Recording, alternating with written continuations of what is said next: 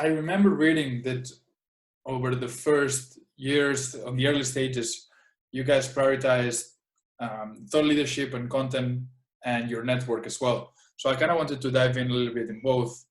I think one of the first clients that signed came through a blog of yours. Yeah. That's correct.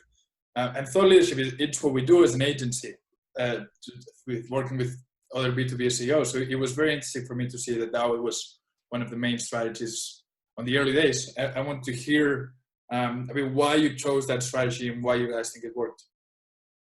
Yeah, I think that having just come out, and that client was in fintech space, and this was a fintech specific blog, right. That we identified some areas where we could really see that companies were leaving money on the table. And so Jeff, my partner, and I, he came from third-party logistics, and those companies are very labor intensive, and then fintech companies in the back office are super labor intensive. Yeah. And both industries have adapted differently to having a global marketplace of labor to choose from. And I think some approaches have worked and some haven't. I think fintech has been very interested in taking out cost, because for most data businesses, they become ex-growth after a while, and it's really important to make sure that they remain profitable. So that was a lot of what we were writing about in the early days. We're more aimed at slightly more mature businesses who might be more at that kind of that point of looking at that. But actually, the client that came on board was a brand new startup who needed help, and it was perfect. Right. It really dovetailed in with my past experience and skill set, and so it was a really good fit. Yeah, sometimes it happens, especially with early clients. I remember our first client was ideal to what we were looking, right? So it was a perfect fit, and it's great to have a perfect fit on the door from day one. Yeah, and our other client who signed about the same week, our first client was a good college, was run by a college friend of Jeff, my partner. So again, they were quite demanding, but there was again good communications from the beginning. That trust between one of them.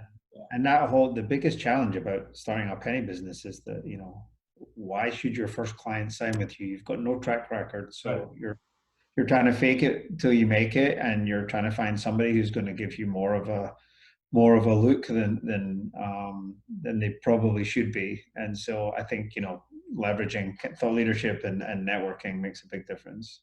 I love that. So let's go a little bit into the network side of things.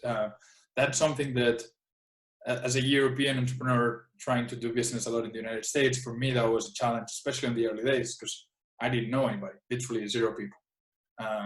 So building that network and keeping and maintaining and growing that network was something that I struggled with until I kind of figured things out.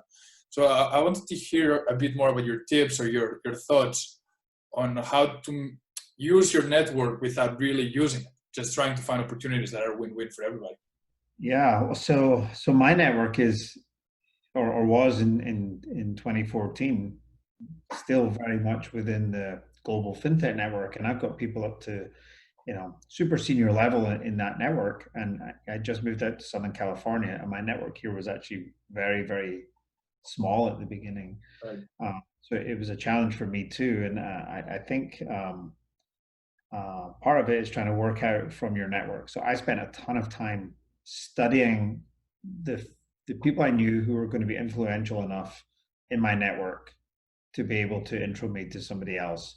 So any company I was researching and thinking was a good fit for us to pitch to, I was seeing, is there somebody who can give me some kind of warm introduction in there? So even there, where it was, I had a lot of people in New York who may know somebody who knew somebody who was in some of these companies, and so it was painful at first, but I think now I've got a lot of my LinkedIn people are obviously in the Philippines where our operations are, but I think I probably now have caught up and passed my East Coast contacts with my West Coast contacts, and things start to feel finally now that I'm finally here type thing. Right, and it makes a big difference for me. This podcast actually is one of the best ways for me to have built my network, because I needed to find a way to get in touch with people that I wanted to meet. and it was a struggle at the beginning, and it can make the whole difference in your business. And because a lot of our business comes from referrals as well, and I'm guessing it works the same way for you guys. Yeah, referrals are the biggest challenge in any business in B2B space is finding new clients. I think your sales and marketing strategy is critical. And if you don't have some kind of referrals coming in from satisfied existing clients or ex-clients, it's going to be very, very hard. We did a study just middle of last year when we were kicking off a marketing project, and we discovered that actually 40% of our businesses come directly from client referrals. Wow. So that's people who've either directly referred one of their direct connections to us, or they've moved from one company, and when they move to the next company, they give us the same call. And that's the best feeling, I think, from a how are you doing perspective. If somebody wants to come back and do it again, that means you're doing something right. Exactly. Plus, it's free, right? The customer acquisition cost is zero. Oh, it's not. It kind of is free, but then you've also got to be producing an above average service all the time. Sure. You can either be very good at selling, or you can actually be very good at what you're supposed to be doing, I think.